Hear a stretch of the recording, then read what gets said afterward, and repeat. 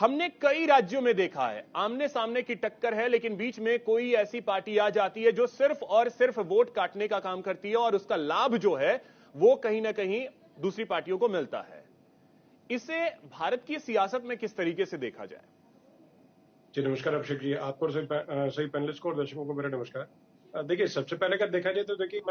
मतलब दो तरीके जैसे इलेक्टोरल पॉलिटिक्स में जैसे कुछ जैसे होती हैं सीरियस तरीके से जो मतलब कि फ्रेम में जैसे होती हैं पार्टीज, देखिए उनकी बात अलग है। उसके अलावा कुछ पार्टी रहती है जो सिर्फ है कि अपना जैसे मान के चलें कि अपना जैसे मान के देखिए क्षेत्रीय जैसे कि मतलब जो इलेक्शन कमीशन से जो उनको मिला होता है, मान्यता मिली होती है कि क्षेत्रीय दल की या राष्ट्रीय दल की। तो कुछ पार्टी सिर्फ इसलिए मतलब कि इलेक्शन में जैसे अपने उम्मीदवार खड़े करती हैं जिससे कि अपना उनको जो है उस तरह की जो वोट शेयर है वो मतलब जो अपेक्षित है वो सबसे मिले ना मिले, लेकिन कहीं ना एटलीस्ट है कि एटलीस्ट मतलब इतना रिटेन कर पाए वोट शेयर जिससे कि उनकी मान्यता समाप्त ना हो। तो इसी क्रम में जैसे अगर बातचीत करें तो देखिए मतलब कि हमने देखा कि 2010 के दशक के बाद में और आम आदमी पार्टी आई, तो पहले क्षेत्रीय दल के तौर पे आई, उसके बाद फिर बाद में उन्होंने करके अपना जो है वहां पसारने शुरू किए और जगह जगह पे करना शुरू किया। अब जैसे अभी आपने पंजाब का जिक्र किया, तो पंजाब में देखिए मतलब ठीक है असेंबली इलेक्शन से आ गए, लेकिन लोकसभा के जो चुनाव जहां तक होंगे तो उसमें पहले देखिए गठबंधन दल को लेकर के आपस में जो इनके तालमेल था कांग्रेस के साथ में, क्योंकि अकेले जो है ना तो कांग्रेस पूरी तरीके से कुछ कर पाएगी ना आम आदमी पार्टी कुछ कर पाएगी। तो इसमें देखिए कि अभिषेक की सिंपल सी कहानी है कि अगर दोनों मिलते तब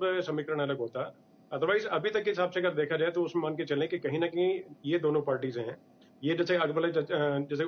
और भी हैं वहां पे जैसे कि भाजपा हो गया, शिरोमणि अकाली दल हो गए, तो ये दूसरे एक दोनों मतलब कि जैसे कि ये दोनों एक दूसरे के पूरक वहां पर रहे। तो सिर्फ पंजाब की अगर बात करें तो दोनों दल जो है एक दूसरे के वोट काटने कार्य करेंगे। उसी प्रकार जैसे कि आपने ओबीसी का जिक्र अभी किया, तो ओबीसी देखिए अपने हैदराबाद में उन्होंने जैसे कि अभी जैसे अगर देखें मतलब पिछले जो 2023 का जो चुनाव था तेलंगाना का, तो उसमें 9 अपने प्रत्याशी वहां पर खड़े किए थे। 9 में से मेरे ख्याल से सक्सेस रेट इनका जो है 77 या 80% के बीच में रहा, तो अपने तरीके से वो ठीक था। लेकिन ये देखें कि वहां पर जैसे कि जहां पर इनका अपना जनाधार समझना ये चाहेंगे, देखिए ये ठीक कैसे? AIMIM माना ये जाता है ओवैसी का गढ़ तेलंगाना, हैदराबाद।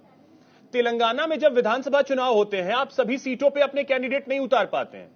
लेकिन आप बिहार में आकर के सीमांचल में मुस्लिम वोटर्स ज्यादा हैं, आप वहां पे अपने कैंडिडेट्स उतारते हैं, जिससे ऑब्वियस ही चीज है कि जो वहां की पार्टियां हैं उनको नुकसान होता है। अब अगर सीमांचल में AIMIM अपना कैंडिडेट दे दे तो इसका सबसे बड़ा नुकसान कांग्रेस को होगा, सबसे बड़ा नुकसान आरजेडी को होगा। बिल्कुल, मैं इसी पे आ रहा था अभिषेक जी। अभी जैसे कि मैंने बताया कि सीमांचल आपने बताया बिल्कुल ठीक बताया तरीके से कि जितने उम्मीदवार अपने वहां पर अपने गढ़ में नहीं खड़े करते हैं उससे ज्यादा बिहार में खड़े करके आकर के क्या करेंगे उसमें। मतलब उनको ये लगता है कि वोट बैंक वहां पर जिसके माइनॉरिटी वोट बैंक जो है वो वहां पर काफी ज्यादा है और उनको लगा कि उस तरीके से वहां पर कुछ ना कुछ तीर चला लेंगे, लेकिन मतलब ऐसा कोई लंबा चौड़ा होता हुआ दिखाई देगा नहीं ऐसे। और उसमें देखिए भाजपा जो है तो बाद मतलब ये कटु सत्य है, भाजपा की तरफ अभी थोड़ा बहुत रुझान मोदी जी के आने के बाद में थोड़ा बहुत फर्क पड़ा है। उससे पहले जो है अल्पसंख्यक वोट जो थे वो इतने भाजपा को नहीं पड़ते, अभी भी परसेंटेज जो है बहुत भारी इतना नहीं पड़ता कि ठीक है जैसे जिस बहुत ज्यादा कुछ फर्क पड़े